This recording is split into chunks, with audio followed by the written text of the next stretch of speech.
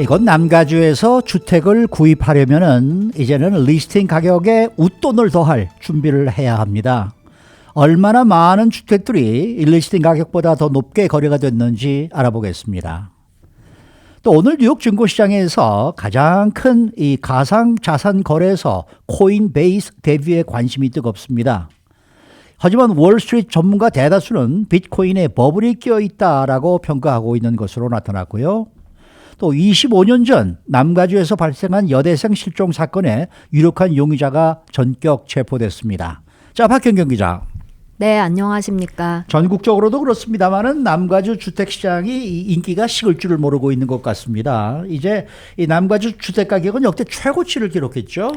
네, 지난 2월 남가주 6개 카운티의 중간 주택 가격은 역대 최고치입니다. 네. 부동산 업체 디키뉴스의 가장 최신 자료인 2월 달 자료를 보면 네. 남가주 중간 주택 가격은 61만 9,750달러입니다. 네.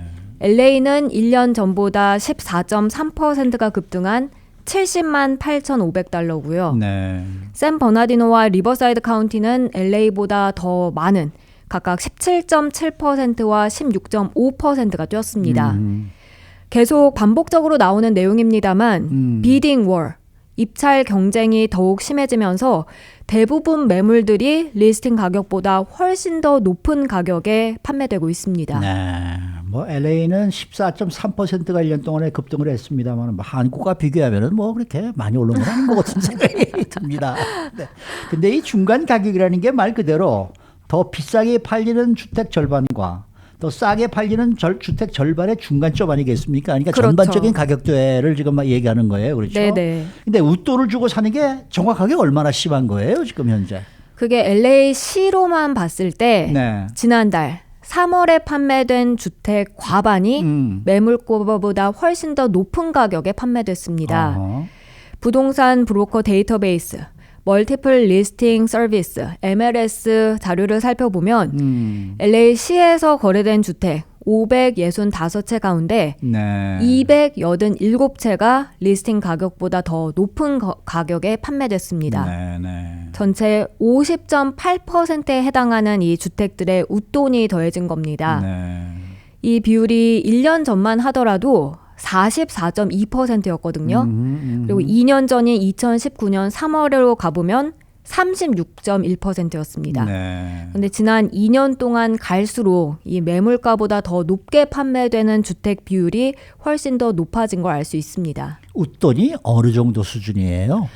전반적으로 보면 이런 추세와 관련해서 또 한 가지 눈에 띄는 점이 뭐냐면 아무래도 이제 적은 숫자 주택을 놓고 바이어들 경쟁이 더 심해지는 좀 이렇게 저렴한 주택들에 있어서 네. 이런 웃돈 압박이 높아진다는 건데요. 네. 그래서 LA 주택들 가운데 매물가가 100만 달러 이하인 주택들 어허. 전체 66.4%가 지난달 웃돈이 더해져서 판매됐습니다. 네. 또 웃돈의 규모는 처음 매물가보다 $10,000 이하가 대부분이었습니다. 그러니까 60만 불짜리가 나오게 된다 그러면은 한 61만 달러에 팔린다지 이런 네, 얘기가 네, 되겠네요. 맞습니다. 쉽게 얘기하면은. 네. 근데 주택 가격이 저렴한 지역으로 가보면은 더 많은 이 리스팅 프라이스에 웃돈이 추가가 되는 거겠네요. 네, 맞습니다. 예를 들어 랭캐스터 지역을 보면 네. 보통 주택가가 20만에서 40만 달러대에 판매되거든요. 네. 중간가가 70만 달러 이상인 LA와 비교하면 확실히 저렴한 건데요.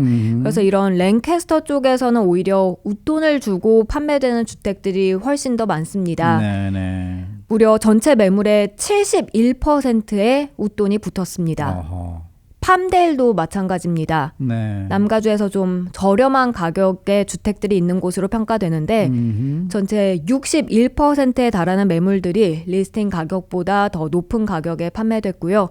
이건 LA시 50.8%보다 확실히 좀 더 많은 그런 비율입니다. 근데 반대로 LA시의 이 럭셔리 주택들, 그러니까 아주 고급 주택들에는 웃돈이 붙는 경우가 좀 덜하다면서요.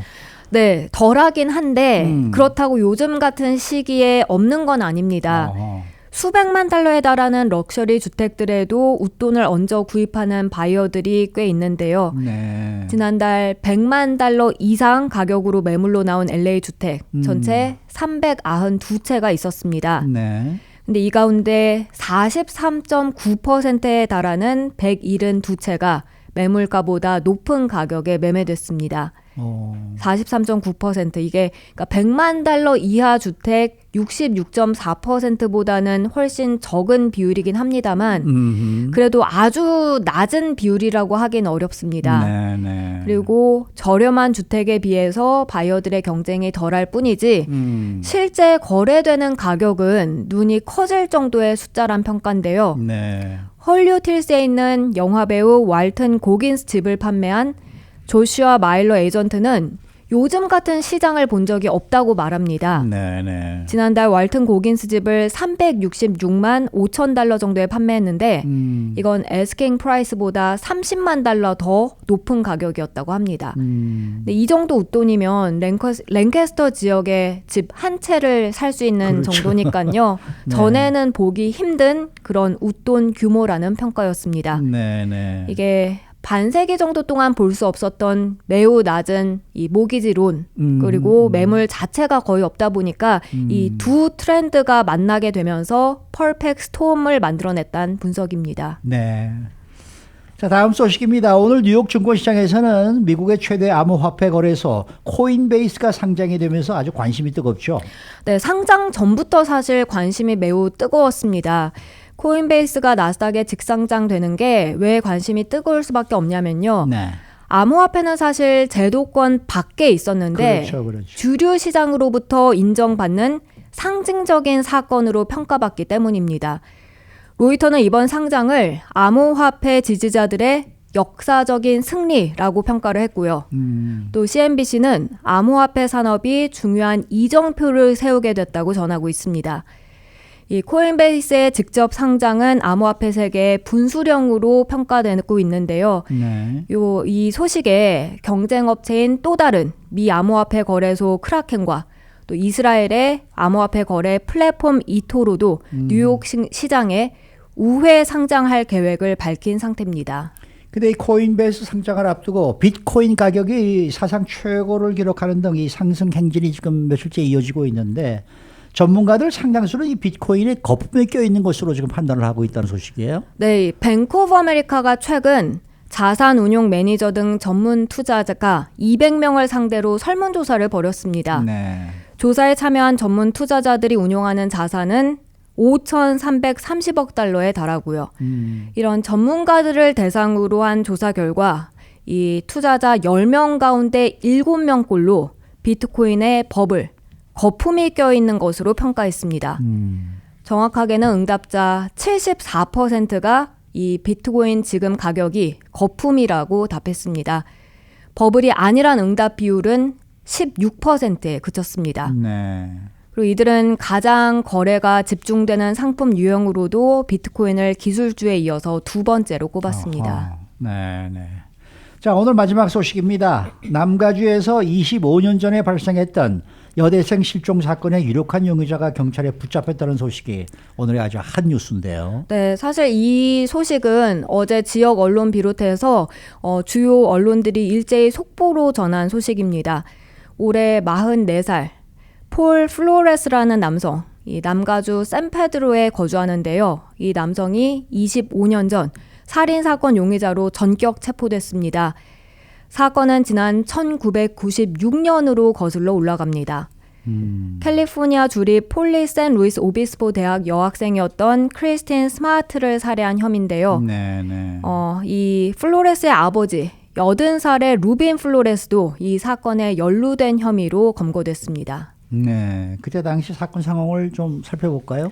네, 이 스마트라는 여성 당시 19살의 대학 신입생이었습니다.